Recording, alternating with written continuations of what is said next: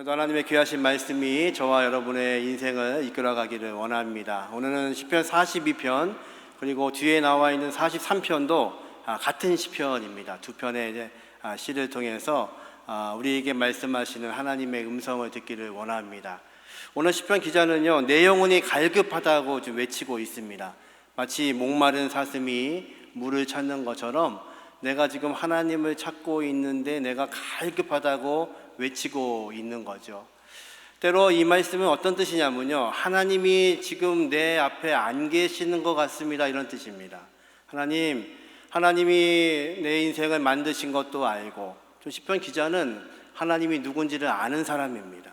하나님이 내 인생을 통치하시는 것도 압니다. 그런데 내 인생에 벌어지고 있는 많은 일들을 보니까 마치 하나님 안 계시는 것 같습니다. 하나님 어디 계신가요? 이렇게 울부짖고 있는 시편입니다. 여러분 안 그러시나요? 우리 인생을 통치하시는 분이 하나님이신 것을 믿음에도 불구하고 우리 성가대의 찬양처럼 너를 내가 붙들고 계시다고 말씀하시는 그 음성을 듣는데도 불구하고 내 인생에 문제가 생기면 어느 때는 하나님이 안 계신 것처럼 느껴질 때가 있습니다. 가나안 땅, 팔레스타인 땅에는요, 9월 가을이 되면 이제 사슴들이 짝짓기를 하는 시간입니다. 그래서 사슴들이 암사슴을 찾아서 열심히 뛰어갑니다. 그리고 어떤 때에는 한 암사슴에게 여러 마리의 수사슴이 같이 오게 되면 서로 경쟁을 하기 위해서 크게 싸웁니다. 그러다가 보면 사실은 교미하기 위해서 뛰어왔는데 목이 마르기 시작하는 거죠. 그러면 순간적으로 이 사슴들이요, 물을 찾아서 헤매기 시작합니다. 그런데 중간에 강가가 있으면 좋은데 팔레스타인 땅은 그렇게 물이 흔한 땅이 아니죠. 그러면 이 열심히 뛰어왔던 이 수사슴들이요, 목이 마르기 시작해서 물을 찾지 못하면 본능적으로 땅을 파기 시작한답니다. 땅을 파면 물이 나올까 하는 거죠. 그런데 그 땅은 그런 땅이 아닙니다. 그러면 땅을 판 그 구덩이에 머리를 박고 숨지게 됩니다. 지금 그 모습을 시편 기자가 보고 있는 겁니다. 사슴이 열심히 뛰다가 목이 말라서 가래서, 이 목마름은 그냥 목마름이 아니라 죽을 것 같은 목마름으로 사슴들이 죽어가는 모습을 보면서 마치 내 영혼도 하나님을 찾고 있는데 하나님 계시지 않는 것 같아서 죽을 것 같습니다, 이렇게 외치고 있는 거죠. 우리 1절 말씀을 다시 한번 읽어보겠습니다. 하나님이여, 사슴이 시냇물을 찾기에 갈급함같이 내 영혼이 주를 찾기에 갈급하나이다. 왜 이렇게 내 영혼이 갈급한가요? 왜 하나님이 안 계신 것처럼 보이나요? 지금 어떤 상황인지 2절에 이렇게 설명하는데 같이 한번 읽어보죠. 내 영혼이 하나님 곧 살아계시는 하나님을 갈망하나니 내가 어느 때에 나아가서 하나님의 얼굴을 배울까? 하나님의 얼굴이 보이지 않는 겁니다. 이 하나님의 얼굴을 배우리까, 이 말씀은요, 내가 하나님의 성전에 언제 가서 하나님께 예배할까, 이런 뜻입니다. 저와 여러분이 오늘도 예배하고 있는 이 시간에도 마치 하나님이 우리에게 얼굴을 보여주시는 것 같지 않을 때가 있습니다. 하나님을 찾고 있는데 그 하나님을 못 만나고 있는 것 같습니다. 우리가 창세기에 여러 인물들을 다루었는데 그 인물들은요, 언제나 갈급한 상태였습니다. 하나님이 아브라함을 부르셨지만 그는 척박한 가나안 땅까지 걸어가며 하나님의 뜻이 무엇인지를 구하며 걸어갔지요. 이삭, 아버지가 자기를 번제로 하나님께 드리려고 했던 그런 인생입니다. 그가 여전히 하나님을 바라보며 그 땅을 살고 있지만 그 땅은 만만하고 또 그에게 힘을 주는 땅이기도 하지만 또 그가 살기에는 척박한 땅이었죠. 야곱, 두말할 거 없습니다. 인생의 복을 위해 뛰었지만 역시 그는 갈급하고, 요셉, 그는 이유도 알지 못하고 애굽 땅에 종으로 팔려왔던 인생을 살았습니다. 그러니까 창세기에 나와 있는 모든 인물, 아니 성경에 나와 있는 모든 인물들은 하나님이 그를 부르시고 인도하시고 계시는 것을 알고 있지만 언제나 갈급한 인생을 살았습니다. 여러분의 인생은 어떠신가요? 여러분의 일이 잘 되고 계신가요? 아니요, 우리 인생이 잘 되고 건강하고 아무 문제가 없어도 우리 인생은요 언제나 갈급한 인생입니다. 세상이 줄 수 있는 것은요 우리를 만족하게 하지 못합니다. 그래서 우리는 세상에 있는 것들을 다 가지고 있어도 여전히 갈급하고 목마른 것이 우리의 인생이지요. 지금 시편 기자는요 하나님의 얼굴을 보고 싶습니다. 하나님의 얼굴을 찾을 수가 없습니다. 이렇게 고백합니다. 야곱이 약복강가에서 하나님을 만나지요. 그런데요 그가 끊임없이 인생의 복을만을 간구합니다. 나를 축복하지 않으면 내가 놔줄 수 없습니다. 하나님의 옷자락을 붙잡고 늘어지는 그를 향해서 하나님은요 그렇게 살면 안 되니까 어떻게 하시나요? 야곱의 환도뼈를 내리치셔서 골절되게 하십니다. 지금까지는 네 힘으로 살았는지 모르는데 그 복을 위해서 끊임없이 갈망하며 살았지만 그것으로는 살 수 없다는 거죠. 하나님이 그의 환도뼈를 치시고 이제는 하나님이 말씀하시는 대로 순종하지 않으면 살 수 없다는 것을 가르쳐 주시지요. 그것이 인생입니다. 이 아침에 우리도 이 시편 기자의 고백처럼 하나님이 보이지 않는 것 같아서 갈급해하고 계시다면 저와 여러분을 환도뼈를 치시셔도 우리를 인도하시고 이끄시는 그 하나님의 귀하신 손길이 저와 여러분을 만지시기를 주님의 이름으로 축원합니다. 갈급한 영혼들은요 이렇게 고민하며 기도합니다. 6절 말씀을 같이 한번 읽어보죠. 내 하나님이여 내 영혼이 내 속에서 낙심이 되므로 내가 유단 땅의 헤르몬과 미살산에서 주를 기억하나이다. 여러분 영혼에 갈급함이 있으실 때에는요 확인하셔야 될 게 있습니다. 이 원인이 어디 있는지를 확인하셔야 됩니다. 내가 지금 왜 이렇게 갈급할까? 지금 시편 기자는 원인을 찾았습니다. 그가요 지금 하나님의 성전으로부터 먼 곳에 떨어져 있습니다. 지금 어떤 이유인지는 알 수 없지만 지리적으로 아주 멀리 떨어져 있는 겁니다. 지금 이것이 지리적인 마음인지 아니면 그의 영혼의 상태인지 알 수 없지만 하나님으로부터 멀어지기 시작하면 우리는 갈급할 수밖에 없죠. 시편 1편에 복 있는 사람은 어떤 사람이냐면요 시냇가에 심겨진 사람이 복이 있다고 말씀하십니다. 하나님 주시는 것을 공급받지 못하면 하나님으로부터 점점 멀어지고 있으면 우리 인생의 모든 것들이 풀리고 있어도 우리 인생은요 갈급할 수밖에 없습니다. 그가 고백합니다. 내가 지금 하나님의 성전에서 멀리 떨어져 있습니다. 여러분 확인하셔야 돼요. 내가 지금 하나님과 어떤 관계에 있는가, 얼마나 멀어져 있는가, 그것이 확인되지 않으면 영원히 우리의 목마름을 채울 수 있는 것이 이 땅에는 없습니다. 그래서요 이 아침에도 우리의 고백은 무엇이냐면 하나님께서 어디에 계시는가, 내가 지금 그 하나님을 향하여서 어떤 상태에 있는지가 확인되셔야 됩니다. 이제 시편 기자는요 하나님으로부터 멀리 떨어져 있으니까 이런 감정을 노래합니다. 7절 말씀 같이 한번 읽어보죠. 주의 폭포 소리에 깊은 바다가 서로 부르며 주의 모든 파도와 물결이 나를 휩쓸었나이다. 하나님 만드신 파도가요 나를 뒤엎는답니다. 여러분 하나님으로부터 멀어지면요 하나님이 지으신 모든 창조의 세계가 나에게 해코지한다고 느껴집니다. 저 바람도요, 저 폭풍도요, 저 물결도요 아름답지가 않습니다. 저 물결이 나를 삼키려고 하는 것 같습니다. 저 파도가 나를 삼키려는 것 같습니다. 여러분 그거 아세요? 이제 또 가을에 또 태풍이 많이 온다고 그러는데요 태풍이 와야 바닷물이 섞인다는 걸 아시나요? 태풍이 없으면요 바다는 썩습니다. 하나님이 우리 인생 가운데 왜 태풍을 보내시냐면요 그 태풍이 우리에게 있어야 우리가 하나님을 찾게 되고 우리가 건전해지고 깨끗해지고 온전해지기 때문에 하나님은 저와 여러분의 인생에 이런 태풍을 보내시는 겁니다. 그런데 하나님께로부터 멀어지면 이 모든 것이 고통이고 모든 것이 아픔으로 느껴집니다. 그러나 하나님이 어떤 존재인지를 알고 하나님 안에 있으면 이 태풍도 나를 위해서 불고 있는 태풍입니다. 이 비바람도 나를 건지시기 위해서 부는 바람입니다. 우리의 시선이 바뀝니다. 저와 여러분을 통해서 하나님께서 말씀하시지요.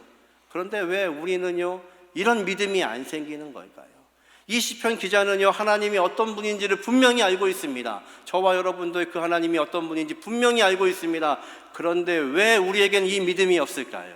하나님의 말씀이요 우리 삶을 통과하지 않아서입니다. 우리의 삶으로 통과되지 않으면 그것이 더 이상 믿음이 되지 않습니다. 저와 여러분이 이 아침에 갈급하시다면 하나님의 귀하신 말씀이 저와 여러분을 통과해서 그것이 믿음이 되게 하시는 은혜가 있기를 주님의 이름으로 축원합니다. 이제 시편 기자는요 내 인생에 이런 어려움이 있다고 노래를 합니다. 먼저 3절입니다. 같이 한번 읽어보죠.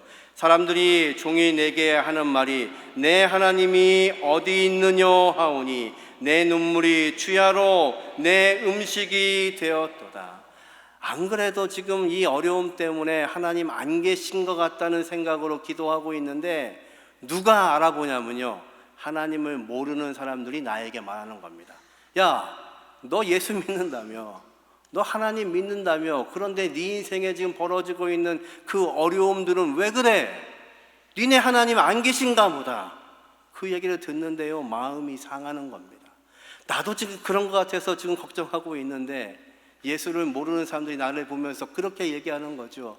그래서요 4절에 그가 마음 아프게 울면서 이렇게 기도하죠. 4절 같이 읽습니다. 내가 전에 지키는 무리와 동행하여 기쁨과 감사의 노래를 내며 그들의 하나님의 집으로 인도하였더니 이제 이 일을 기억하고 내 마음이 상하는도다. 예전에 하나님 앞에 내가 기도하고 찬송하고 즐거워했던 것, 그리고 믿지 않는 사람들을 하나님의 전에 초대했던 이 모든 것들도 내가 지금 흔들리고 있으니까, 하나님이 안 계신 것 같아서 내가 지금 갈급하고 있으니까 그때의 좋았던 기억도 나에게는 상처가 되고 눈물이 된답니다. 여러분, 어느 때는요 아무도 내 옆에 있는 것 같지 않고 혼자 있는 것 같을 때가 있죠.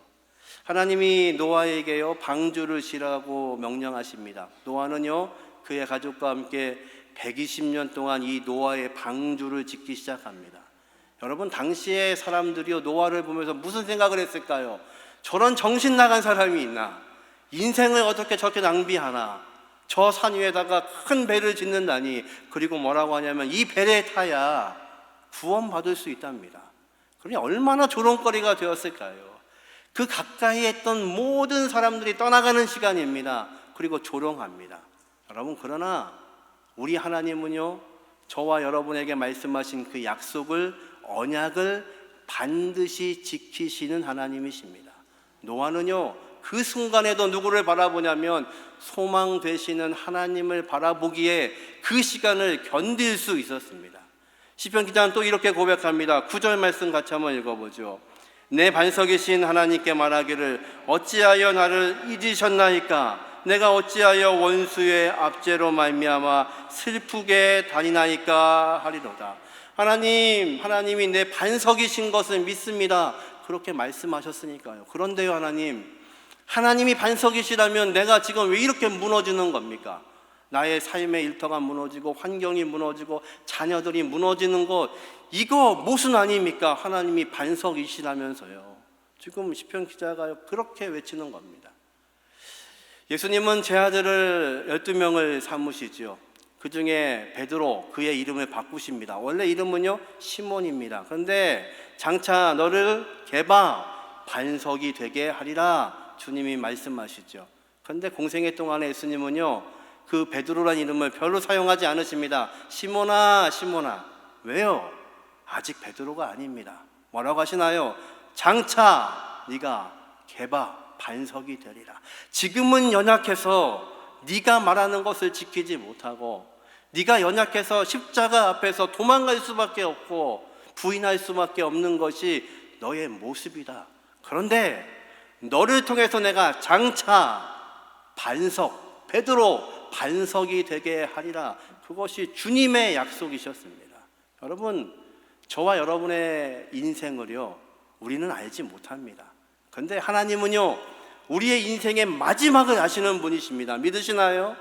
저와 여러분은 자녀를 위해서요 기도는 하지만 그 인생이 어떻게 될지 우리는 알지 못합니다. 그런데 전능하신 하나님은 우리의 자녀의 인생의 마지막까지를 아시는 분이십니다. 믿으시나요? 그렇다면 우리는요, 무엇을 믿고 있냐면, 장차 지금은 연약하지만, 지금은 넘어지지만, 지금은 이해가 되지 않지만 나와 함께 하시는 그 전능하신 하나님이 장차 이루어 주실 것을 믿는 것, 그것이 저와 여러분의 믿음이 되게 하시기를 주님의 이름으로 축원합니다. 43편 1절에는요 또 이런 상황을 노래합니다. 같이 한번 읽어보죠. 하나님이여 나를 판단하시되 경건하지 아니한 나라에 대하여 내 송사를 변호하시며 간사하고 불의한 자에게서 나를 건지소서. 하나님은 나의 재판장이 되시는 분 아니십니까? 내가 어려울 때 변호사가 되시는 분이 아닙니까? 그런데 내 인생에 벌어지는 이 모든 것들은 불의합니다. 이 땅이 불의합니다. 세상이 불의해서 나를 송사합니다. 그런 상황 가운데서 우리 하나님은 나의 재판관이 되시기에 나는 그분만 바라보겠습니다. 이것이 시편 기자의 고백입니다. 그래서요 42편과 43편에 반복되는 후렴구절이 있습니다. 5절 말씀 같이 우리 한번 읽어보죠. 같이 읽습니다. 내 영혼아 내가 어찌하여 낙심하며 어찌하여 내 속에서 불안해하는가. 너는 하나님께 소망을 두라. 그가 나타나 도우심으로 말미암아 내가 여전히 찬송하리로다. 아멘. 이것이 시편 기자의 고백입니다. 내 상황이 혼자 있는 것 같고 불의한 세상에 살고 있는 것 같아서 매일 송사를 당하고 있고, 그리고 이해가 되지 않는 상황 가운데서 내가 흔들리고 있지만 이제 내 영혼을 향하여서 뭐라고 외치냐면 어찌하여 낙심하며 어찌하여 내 속에서 불안해하는가. 낙심하고 불안해하는 것은 지금의 현실 때문에 그렇습니다. 내가 보고 있는 이 환경이 흔들리기 때문에 낙심됩니다. 그리고 또 불안해지는 게 어쩔 수 없는 우리의 모습입니다. 그런데요 시편 기자는요 이 현재에 눈을 두지 않고 어디를 보고 있냐면 미래에 나와 함께 하시는 하나님께 소망을 두겠다고 고백합니다. 여러분, 소망이 뭔가요? 아직 이루어지지 않은 겁니다. 그런데 반드시 이루어지는 미래를 향하여서 하나님이 나의 소망이 되시기 때문에, 내 능력으로 이 땅을 살아갈 수 없기 때문에, 내 능력으로 살면 흔들릴 수밖에 없는 이곳에 살기 때문에 나는 소망 되시는 하나님께 집중하겠다고 고백합니다. 이 고백이 저와 여러분의 고백이 되시기를 주님의 이름으로 축원합니다. 우리의 어떤 상황 속에서도 전능하신 그 하나님, 나의 소망이 되시는 그 하나님을 향하여 집중할 수 있는 대응의 모든 가족들이 되시기를 주님의 이름으로 축원합니다. 이제 결론을 43편에서 결론을 맺습니다. 43편 2절 말씀을 같이 한번 우리 읽어보죠.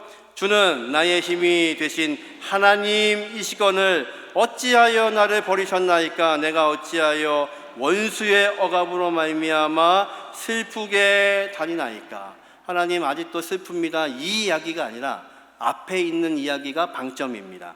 주는 나의 힘이 되신 하나님이시거늘. 이것이 그의 믿음입니다.